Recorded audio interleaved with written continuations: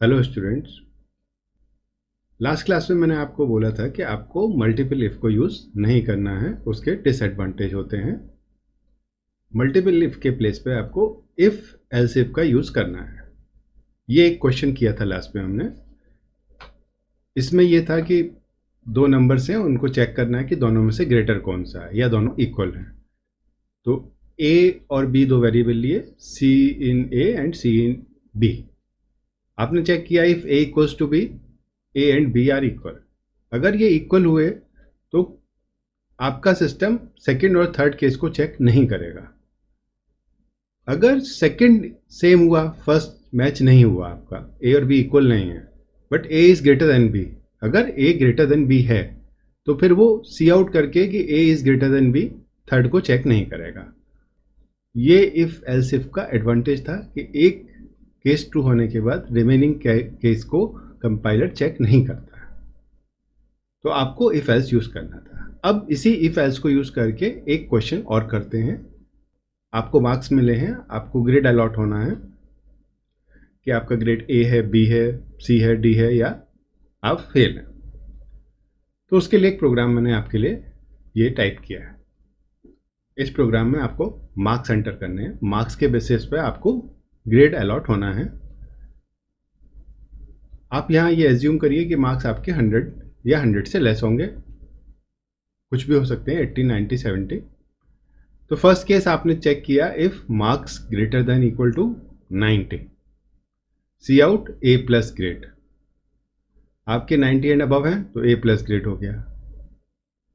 Else if marks greater than equal to 80, cout A grade. Else if marks greater than equal to 70, cout B grade. Else if marks greater than equal to 50, C grade. Else if marks greater than equal to 40, D grade. Else if marks greater than equal to 0, C out failed. Else C out invalid data. अब इसमें क्या होगा कि अगर आपके marks suppose करो 95 आए तो आपको marks 95 greater than 90, first case true हुआ, ए प्लस ग्रेड आपको मिल गया और आप प्रोग्राम से बाहर आ गए। फिर second, third, fourth, fifth, six जितने भी केसेस हैं, कंपाइलर इनमें से किसी को भी चेक नहीं करेगा। अगर आपके फर्स्ट वाला केस फॉल्स हुआ तब सेकंड केस एग्जीक्यूट होगा, और सेकंड अगर सेटिस्फाई हुआ तो सेकंड को कंपाइलर एग्जीक्यूट करेगा, रिमेनिंग केसेस को चेक नहीं करेगा। आप इसको रन करते हैं। रन करके आपने मार्क्स दिए 88, आपका ए ग्रेड आ गया। ये मार्क्स ग्रेटर देन 80 था, ए ग्रेड आ गया। दोबारा से रन करते हैं। अभी मैंने इसको मार्क्स दिए 40, अब 40 में डी ग्रेड आ गया। आपने यहाँ नीचे देखा होगा marks greater than equal to 40, D grade आ गया। एक बार रन और करते हैं। अब इसको मैंने मार्क्स दिए 12, तो 12 में ये फेल हो गया। आपका प्रोग्राम ठीक रन कर रहा है, लेकिन अगर यूजर ने -50 टाइप कर दिया, अब आउटपुट क्या आएगा? Invalid data. तो आपने ये भी एक लास्ट में ऑप्शन दिया है कि अगर इसमें से कोई मार्क्स नहीं है तो आपका इनवैलिड डेटा है। तो ये आपको लास्ट का एल्स सी आउट इनवैलिड डेटा यहाँ पर अप्लाई करना है। अगर आप नहीं करेंगे तो कोई अगर नेगेटिव मार्क्स एंटर कर देगा तो आपका आउटपुट प्रॉपर नहीं आएगा। लेकिन एक प्रॉब्लम और भी है। जब भी आप कोई प्रोग्राम डिज़ाइन करेंगे, उस प्रोग्राम को डिज़ाइन करेंगे तो आपको मेन ये भी कंसीडर करना होगा कि यूज़र क्या क्या वैल्यू इनपुट कर सकता है, और उसमें से कौन सी वैल्यू आपको आपकी कंडीशन में चेक करनी है और कौन सी वैल्यू को नेग्लेक्ट करना है। मतलब किस वैल्यू को मैसेज देना है कि आपने ये वैल्यू जो एंटर की है ये इनवैलिड डेटा है। इस केस में अब ये प्रोग्राम आपके साथ मैंने रन करके दिखाया, इसमें आपको सब कुछ दिखा होगा कि प्रॉपर अच्छा से चल रहा है। लेकिन सपोज करो इस प्रोग्राम में मैंने मार्क्स एंटर कर दिया आपके 1, 1, 2, क्या आउटपुट आया? A plus grade. Because 112 is greater than 90, 90 से तो अबव ही है। अगर आप 1000 भी एंटर कर देंगे तब भी आपको ए प्लस ग्रेड दे देगा, जबकि आपको 0 to 100 के बीच में कुछ एंटर करना था। तो अगर आप ऊपर एक मैसेज भी दे देंगे, enter your marks between 0 to 100, फिर भी गलती से अगर यूज़र से टाइप हो गया 100 से ऊपर 1000 ही टाइप हो गया तो आपका आउटपुट नहीं आने वाला, तो आपको उसको भी हैंडल करना होता है। तो ऊपर आप एक कंडीशन और अप्लाई कर दीजिए। तो ऊपर एक कंडीशन और अप्लाई कर दी हमने, if marks greater than 100 cout invalid data. अब आपकी दोनों कंडीशन हैंडल हो गई कि मार्क्स अबव 100 हैं तब आपने मैसेज दे दिया इनवैलिड डेटा, या मार्क्स नेगेटिव में हैं तब आपने एक मैसेज दे दिया। तो 0 to 100 के बीच में कुछ भी आएगा उसको आपने यहाँ पर हैंडल कर लिया है, उसके बेसिस पे आपने उसको ग्रेड अलॉट कर दिया है। लेकिन 0 से लेस या 100 से अबव कुछ भी आएगा तो आप उसको अलग से हैंडल करेंगे, तब आपका कंप्लीट प्रोग्राम होता है। ओनली ये वाला कोड टाइप करके आपका काम नहीं बनने वाला, आपको ये मार्क्स ग्रेटर देन 100 भी हैंडल करना है, मार्क्स लेस देन 100 भी हैंडल करना है। इस टाइप से आप इफ और एल्स इफ के थ्रू ग्रेड अलॉट कर सकते हैं। अब सेम प्रोग्राम को एक डिफरेंट वे से किया है, उसमें इफ एल्स इफ का यूज़ किया है लेकिन लॉजिकल ऑपरेटर का भी यूज़ किया हुआ है। अब आप उसको देखिए कैसे करना है।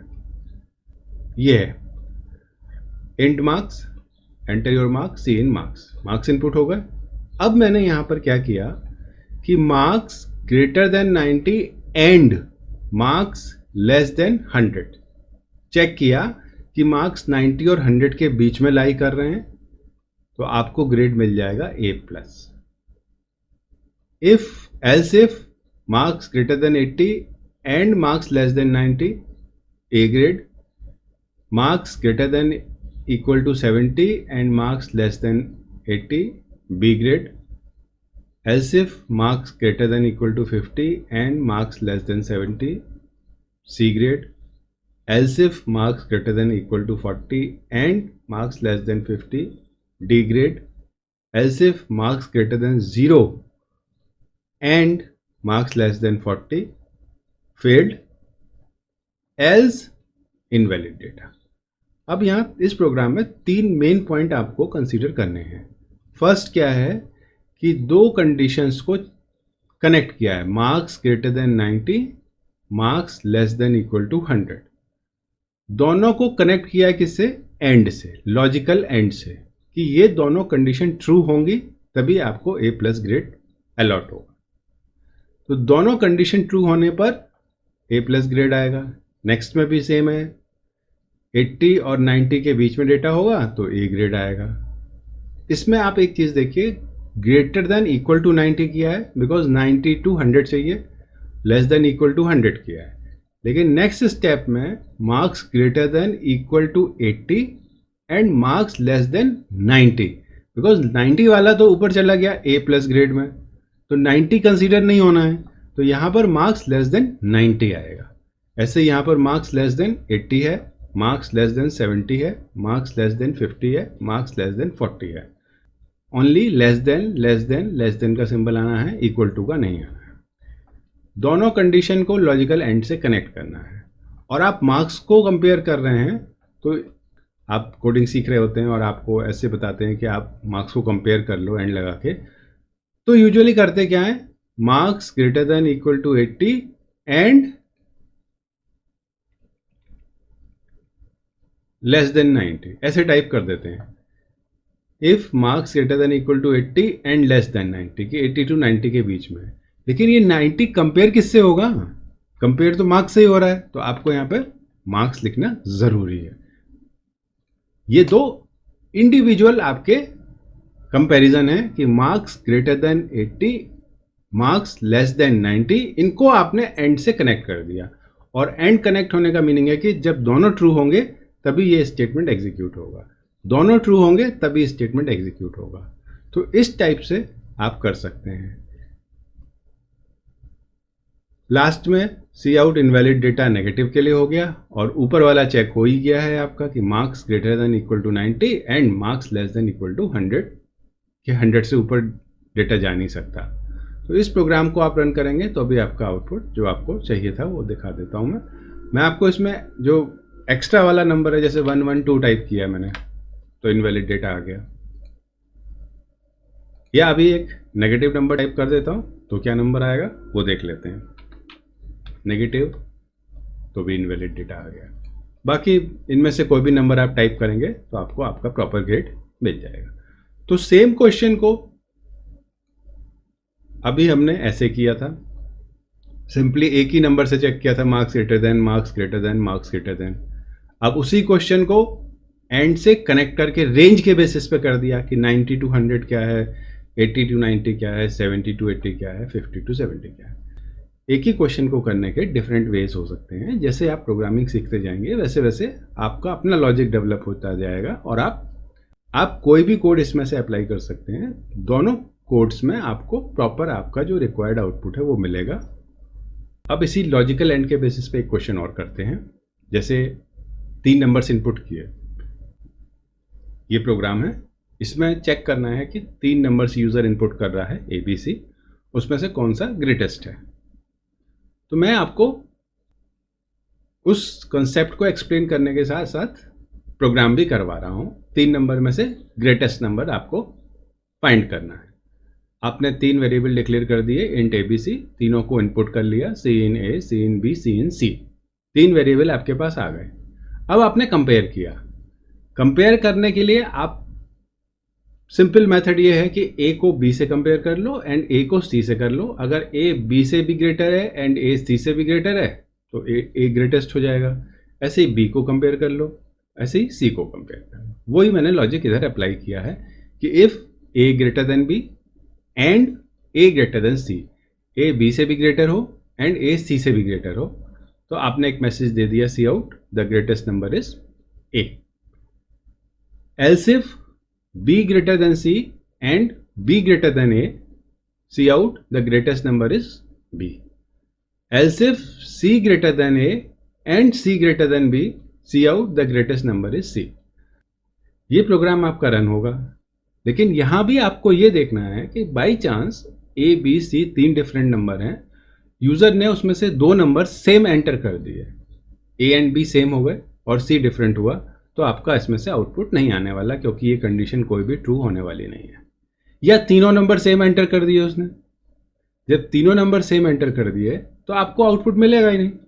मैं आपको एग्जांपल करके दिखाता हूँ। मैंने 12, 12 एंड 12 एंटर कर दिए, आपका कोई आउटपुट नहीं आया। देखो, बिकॉज वो चीज़ तो आपने यहाँ हैंडल की ही नहीं है। अब वो आपने हैंडल नहीं किया है और आपको क्वेश्चन में ये चेक करना है कि कौन सा ग्रेटेस्ट है। अगर तीनों इक्वल हैं या 2 इक्वल हैं तो आपको उसको सॉल्व नहीं करना, आपको एक मैसेज दे देना है कि वैल्यू सेम है, दोबारा से एंटर करो। तो उसके लिए क्या करना है वो देखते हैं। एक कंडीशन एक्स्ट्रा ऐड करनी होगी। एक कंडीशन लगाई, if A equals to C और A इक्वल्स टू B और B equals to C। A और C, A और B और B और C अगर ये इक्वल हैं, इसमें और से कनेक्ट किया है कि मतलब कोई भी एक भी ट्रू हो सकता है और दोनों भी ट्रू हो सकते हैं। मतलब A और C इक्वल है, A B और B C इक्वल नहीं है, या A C और A B इक्वल है, B C इक्वल नहीं है। इस टाइप से आप कोई भी एक केस ट्रू होने के बाद भी और में इसका रिजल्ट ट्रू मिलेगा आपको। तो if A equals to C और A इक्वल्स टू B और B equals to C, C out invalid data, या जो भी मैसेज देना है आपको, invalid data same value, invalid data and same value आपने एक मैसेज दे दिया। 2 या 3 वैल्यू सेम नहीं है, तब आपका रिमेनिंग केसेस चेक होंगे और उसके बेसिस पे आउटपुट आना है। तो आपको ये पॉइंट कंसीडर करना होगा कि हर प्रोग्राम में आपको वो कंडीशन भी चेक करनी होगी कि यूज़र से गलती से अगर कोई ऐसा नंबर टाइप हो जाता है जो आपकी रेंज के बाहर है, तो उसको भी आपको हैंडल करना है, अदरवाइज आपका आउटपुट नहीं आएगा। अगर आप ये फर्स्ट कंडीशन हटा देंगे और 2 नंबर भी सेम हो गए तो आपको कोई आउटपुट नहीं मिलेगा, ब्लैंक स्क्रीन मिलेगी। आपको समझ ही नहीं आएगा कि प्रॉब्लम कहाँ पर है। अब आपको एक पॉइंट बताता हूं मैं, आप इसमें से कोई भी एक केस हटा देना। तो जैसे आपने हटा दिया a इक्वल्स टू बी, अब आपके दो ही केस रह गए, a equals to c and b equals to c. अब a सी, मैथ्स के हिसाब से चलो, आप a सी के इक्वल है एंड b सी के इक्वल है, तो a और b भी इक्वल हो गए, तो ये सेकंड वाली कंडीशन की फिर जरूरत है कि नहीं। इस टाइप से अगर आप फर्स्ट वाला हटाते हैं तो सेकंड थर्ड से काम होगा कि नहीं, या थर्ड हटाते हैं तो फर्स्ट सेकंड से काम होगा कि नहीं। ये मैं आपको प्रैक्टिस करने के लिए दे रहा हूं। आप इसको हटा के फिर देखो कि आपका आउटपुट आता है कि नहीं, दो केस से आपका आउटपुट आता है कि नहीं, या तीनों केस आपको यूज करने होंगे। तो आज की क्लास में मैंने इफ और एल्स इफ के जितने आपके वेरिएशंस हो सकते थे मैक्सिमम सभी आपको करवा दिए हैं प्रैक्टिस।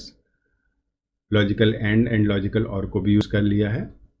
अब नेक्स्ट वीडियो में हम नेस्टेड इफ को यूज करेंगे। Thank you.